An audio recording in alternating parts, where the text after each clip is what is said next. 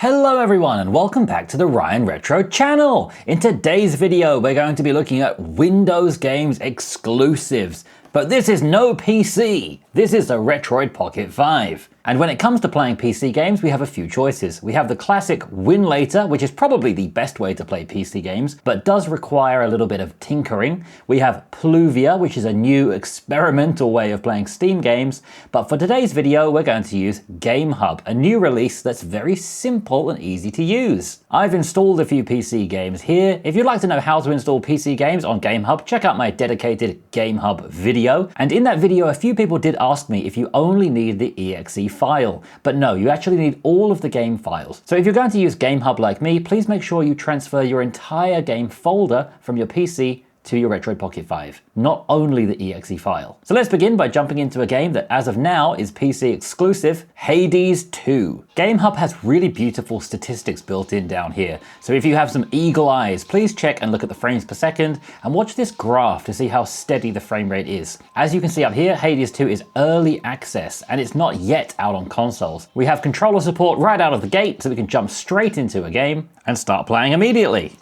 Keeping an eye on the frame rate down the bottom left, we're around 25 frames per second, which is definitely not bad. It's not the absolute smoothest performance ever, and it's not as smooth as Hades 1 was, but it's a pretty playable experience. And if you'd like to play Hades 2 on your devices, the PC version is really the only way to go for now. So something like GameHub or Win Later is really what you need to use. Once again, if you want the absolute best performance, I would recommend using Win Later because you can really get into the nitty-gritty there and customize a lot of things. But if you just want to jump in quickly, GameHub is amazing for that because it's so simple. Woo! Our next game with this lovely CRT-style TV effect is Yellow Taxi Goes Vroom, another PC exclusive, and as far as I can tell, this game is absolutely mental. Even from the file selection screen, we have the option to destroy a file, and these terrifying looking characters. Here we are in the world, and we're only getting around 18 frames per second. Let's vroom around. I'm not quite sure what kind of game this is, but it seems from first inspection kind of like a crazy taxi kind of game. To open the first portal, we need 3 gears. Search for the gears, okay. Sorry. So the frame rate is quite low. Let's see if we can do anything to fix that. Let's go into the settings. In the video settings, we have quite a lot of options here. Let's turn the render distance down to low. We also have retro style, which I'm very curious about. Maybe that's that CRT effect. Let's check it out. We have simple. Too modern, which gives us a nice widescreen view. CRT, which is similar to what we had in the beginning, but also seems to have those kind of scan lines and imperfections. And then we're back to simple. So let's try the CRT effect. Moving down, we actually have a lot of settings here. I'm going to turn off basically everything just to see the best performance scenario. We can also turn it into 4K, which I think will just absolutely destroy everything. Let's bring it down. Let's try going down to 720p with other settings on low. And I'm also going to turn off color distortion. Now our frame rate is sitting around 25 frames per second, which is much nicer. And I seem to have stumbled upon a gear. Now we're cooking with gas. Sorry again. What are these animations? They're horrible. Morio says, yes, we're at the beginning of an alien invasion as Tosla's CEO is called Elon Musk. What is this game? You know what, I love crazy games, but I think this game might be a little bit too crazy for me. It's now running at a pretty smooth 25, 26 frames per second, and if you do like this game, it's definitely playable here. Sorry again. Our next game is Traveler's Rest. This is a game similar to Stardew Valley, except you run a tavern. It's one that I'm really enjoying on my Steam Deck, and as of yet, I've not been able to get working on the Retroid Pocket 5. It seems just a little bit too difficult to run, which is interesting because the graphics are very simplistic, and the whole game itself is less than 1 gigabyte in size. It's a very small game. It is a game that is still not fully released yet. It's still in that Steam early access status. So that might be why it's not fully fleshed out yet, but it's one that I assumed would work beautifully on the Retroid Pocket 5, and I'm really saddened that it doesn't work very well. But let's jump in and just see how good of a performance we can get here.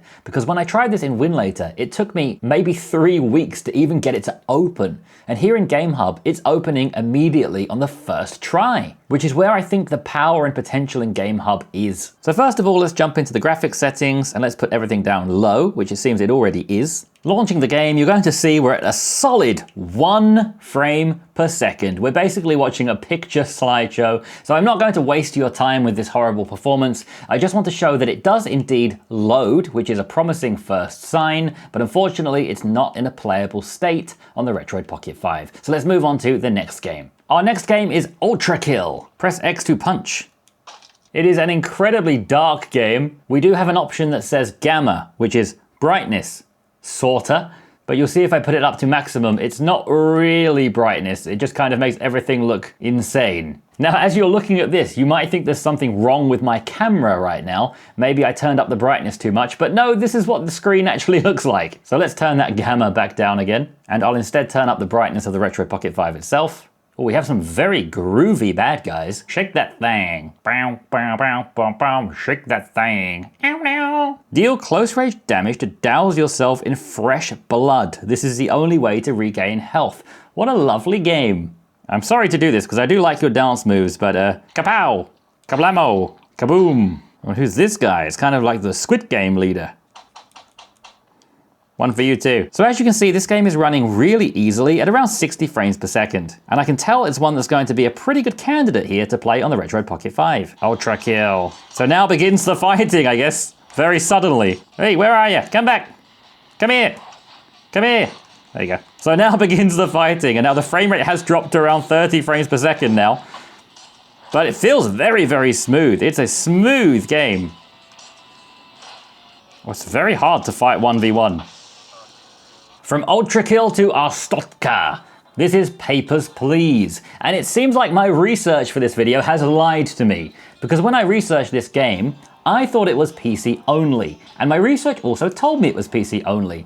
Then just when I went to film this video just now, I found out there's a PlayStation Vita version of this game, and maybe even mobile versions too. As far as I'm aware, the PC version only works with a mouse, so we are unfortunately going to need to use the screen as a touchpad. We could make the joystick a mouse, but it's far easier to just actually use the screen as you have a lot more surface area to work with. Just one thing you might want to do is you might want to set a button such as the trigger to be a mouse click, so that you can click and drag quite easily. But if this game really does have ports on other consoles, then it would be much easier to use those, and that's something I will look into in the near future. But let's just see if we can get one person through the immigration gate, and let's see if we can figure this out. So let's hold our finger down to drag something over. Here we go, we have Pasquier Foma. Let's just check your documents, sir. Do they look the same? Does that look like the same person? It looks like the same person to me. So now let's do the best part of Papers, Please, which is getting out the little stamp.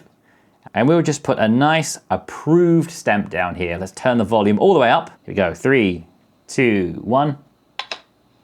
So satisfying. Here you are, sir.